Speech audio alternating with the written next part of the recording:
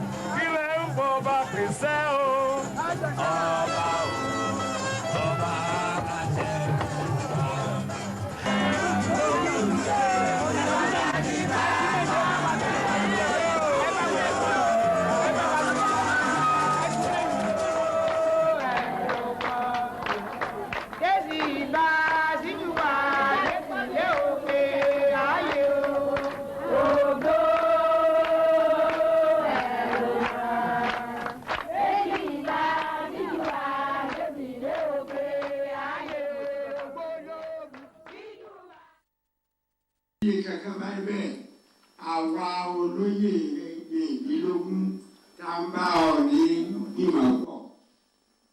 the news is true, we the 16 chiefs are the only constituted authority to announce the death of Ooni.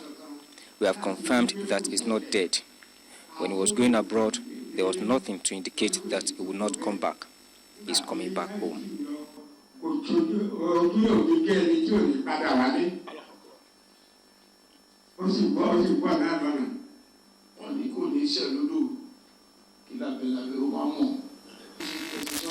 We have heard from the horse's mouth, and that's how it is.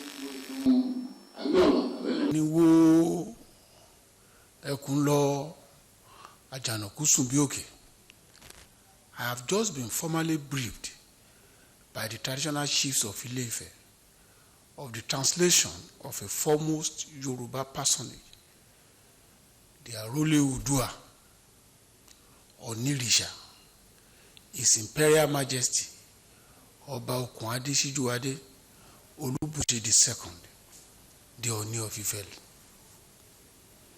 It was the end of a glorious era. The translation of the Ooni is a great loss to the people of Ile-Ife.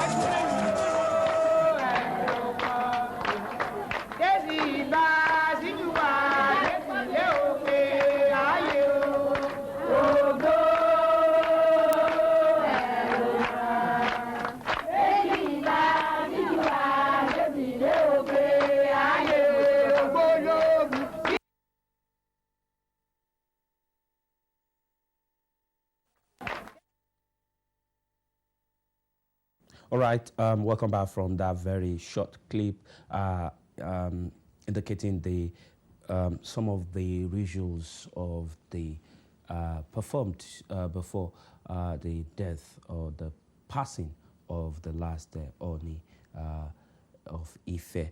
Joining me in the studio today are two gentlemen who are very conversant with issues around Ife town and of course issues around Ooni of Ife. Today I have in the studio Nii Murele. Nii, thank you for being part of the program today, sir. It's a pleasure, thank you. And joining Nii Murele is Ademola Ogunfidodo. Thank you for being part of the program today.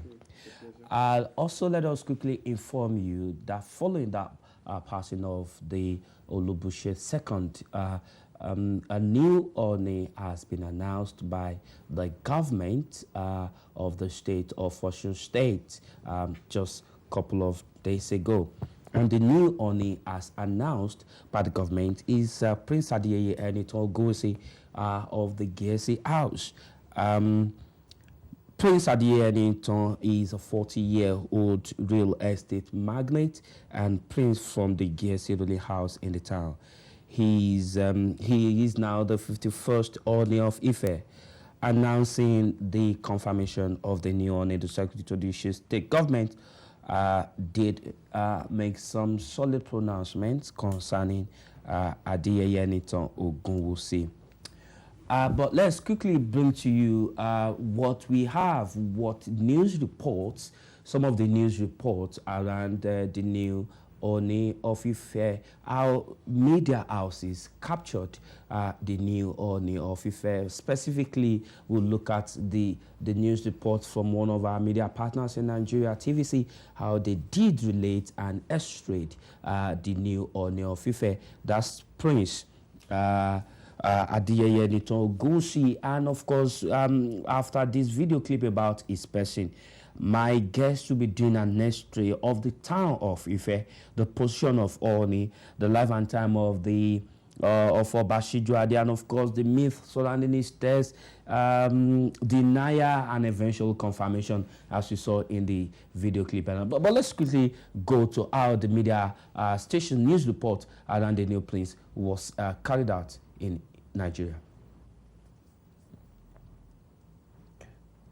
Government following his selection by Ife kingmakers from the 42 princes from Giesi ruling house that contested for the throne. This is the result of our hard work, without bias, unbiased judgment, in giving the Giesi ruling house the right to pick the new Ooni. appointment was well received by many Ife indigenes who danced around some parts of the ancient town before ending it at the Mokuro residence of the Ogunwusis. Here, we met his father and other family members who said they had the premonition of his ascension to the throne, hence the name Enito. Some learned people spiritually, they have really told us, myself and his late mother, that God is going to bless us with one son, and that son will be brought to life at a particular time, that his fame will surpass the whole world. But one thing happened 13 years ago. My husband had a dream that one of my brothers is going to be the next Ooni of Ife. He woke up to meet with my parents and told my parents about it. So we're kind of like imagining it, but we don't know that it's going to be a big thing like this. As a young man, a lot is expected from Adeyeye Enitan Ogunwusi when he is eventually crowned as the 51st Ooni of Ife.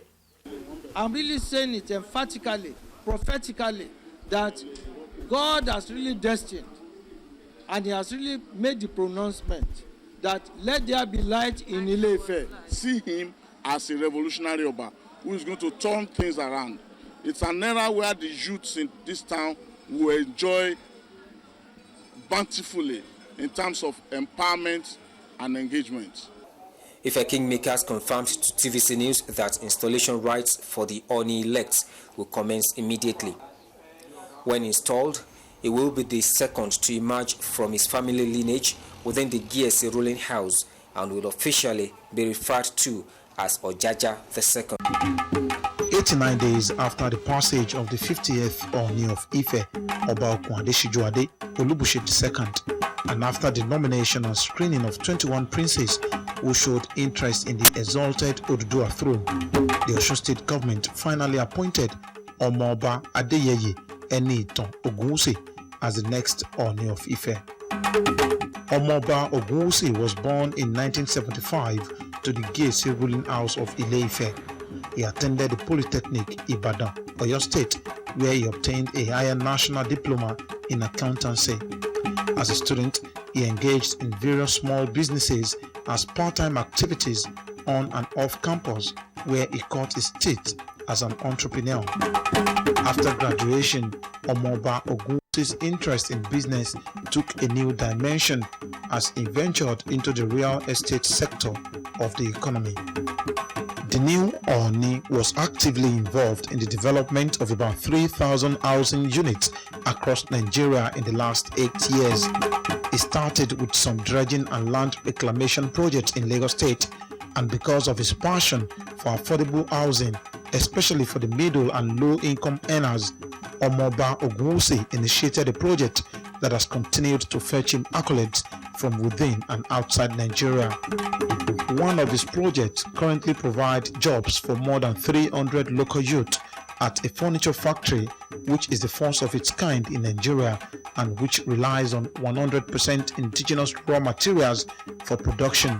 But beyond that, he has more than 450 direct employees across his various companies and more than 3,000 indirect employees. The traditional ruler sits on the board of many companies, including a leading national mortgage bank and former subsidiary of one of the biggest banks in Africa and one of Nigeria's foremost microfinance banks, focusing on small and medium-scale enterprises, among others.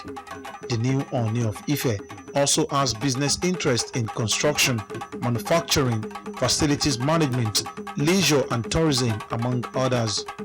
At some point in his life, the Ooni of Ife focused on trading and marketing of commodities, including brands from the Dangote Group.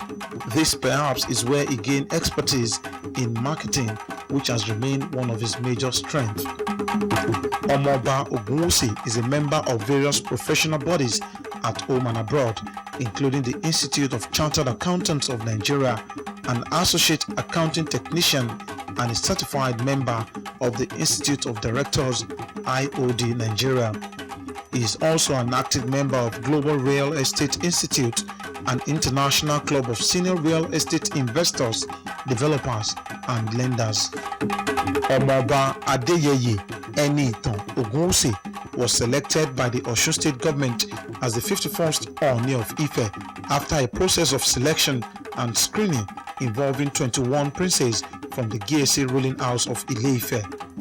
Ooni Adeyeye Enitan Ogunwusi kádé ó pẹ́ lórí kí bàtà ó pẹ́ lẹ́sẹ̀ kẹ́sìn ọba ó jókòó pẹ́ káwọn olórí ó ṣiṣẹ́ ẹ̀bí láàfin kábíyèsí.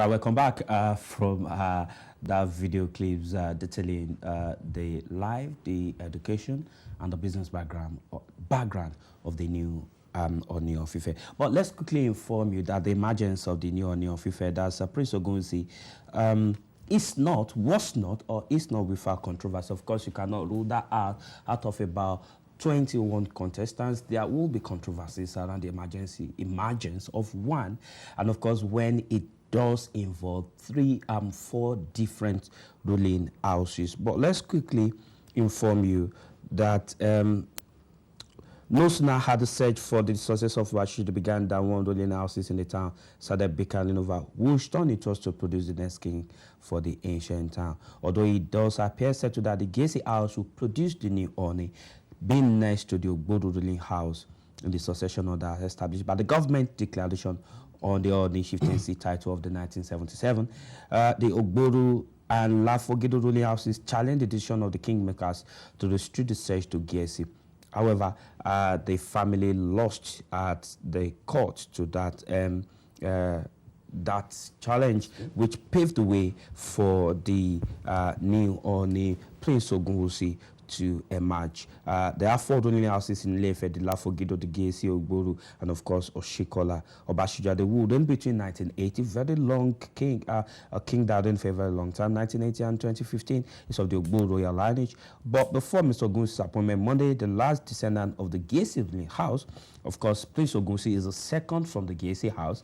The last one that reigned before him occupied the position of Ooni, that is Ooni Dini Ologbenla, and that was between 1880 and 1894. That's a very long time. The royal houses have also taken turns to produce obas for the ancient town at various times. So today on the program, we'll be taking a look at the entire story around Ile-Ife, the new Ooni of Ife that will be crowned any moment from now. And in the studio is Neyi and Ademola, all experts around Ife and Osun State issue. All right, Mr. Amlode, thank you for being part of it today. Quickly, let's look at the position of Ife town and its place in Yoruba history. Why has it taken so much enthusiasm around the Yoruba nation about the emergence of the new Ooni? Well, the truth is, if you look at the entire Yoruba kingdom, basically, the entire Yoruba race, there is no contention and there is no debate when it comes to the fact that we all know that Oduduwa is the father of the entire Yoruba race. So the entire Yoruba basically have their connections, they have their root, they have their source with Oduduwa, and who happens to be the founder of Ife. So in other words, there is no city, no town in the entire Yoruba race that cannot trace their root back to Ife. So anytime Ife comes up, it's not just about, Ife as in the local Ife. The moment you hear the word Ife, then you're talking about the Yoruba, the entire Yoruba. So technically, if you put it this way, I want to say that Ife actually is the capital of the entire Yoruba race. That's the way I see it. Because every Yoruba city, town that you will mention have their root, their root and their source directly connected to Ife, basically. So they have their history there, they have their culture there, they have many things there. So that's why when you hear the word Ife, it sends something to the atmosphere, definitely. Ademola means Adekra. I suppose you're also a prince. Somehow. That was a long time ago. Was a prince ever a prince? What changes him have been a prince ever been a prince? Let me explain that briefly. Before you explain, let me just give you the question straight. Okay. Considering what he said about, technically one would say Ile-Ife is the capital of the Yoruba nation. Where does that place an Ooni then? Basically, that place Ooni on top of any other Yoruba kings in Yoruba land. There's no greater king in Yoruba land than Ooni of Ife. And that's undisputed history. Nobody can deny it. Ooni is the head of Yoruba. Ooni is the head of Ile-Ife. We Ifes, we don't see our Ooni as just the Ooni for Ife. It's Ooni for Yoruba. And we've seen that in history. We've had so many things that buttress that claim. There's been some historical fact that we've all read and heard about, that Ooni, everybody traces their history back to Ife. Every Yoruba town, including as far as the guys of Ghana, they go back to Ife as well. We have people in Brazil, we have people in Benin Republic. So Ife is a city that is full of culture. It's a dawn of life. That's why they now say it's the source of Yoruba, and that's true. So the institution, let me come to the institution that is. No, let me not say. Let me put it this way: Ooni is an institution. Yeah, yes. Definitely. There is no doubt about that. And of course, you see that if you look at even in terms of the Committee of Monarchs nationally and internationally, even international nations, there are some nations that are international nations that still find their root back to Ile-Ife. So when you look at, in terms of cultural heritage, in terms of I don't know how to put it now, but in terms of what this stone represents, it is not just limited to the city of Ile-Ife. It's both national and international as well. And of course, from time to time, we know that today I can tell you that there are some people, there are some nations that speak Yoruba, even outside of Nigeria, and they can find their route back to Ile-Ife. And not only that, there are some even Yoruba cities and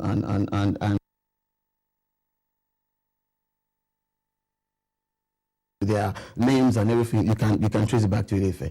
Everybody's connected one way or the other to Ile-Ife. So there's no doubt about that. Okay, I'm afraid I did not initially want to go down this route, but I'm afraid I may have to take just one question. There's this controversy, and up till the demise of Olubushi II, Kabiyesi Ogunwusi, just if that must have probably been few months or just a few years before his death, in the kind of controversy between him and the Alaafin for your resolve. That is, if it was resolved at all, because of that issue of who is the head and who is not the head. I think what it is there are some things that I believe that are quite personal. You know, at this time I want to separate the throne of Ooni and individuals from the person. And I think most of the things that people are talking about, most of the things that they're worried about, there is no contention about the throne. And that's one thing that, you know, we are quite conscious about. And you know, there is no contention about the throne itself. But now when it comes to personality, like, you know, human factors, so people have a lot of issues, and others have issues against themselves as well. They have things that they have to say. There are some, you know, I agree with you, I don't agree with you.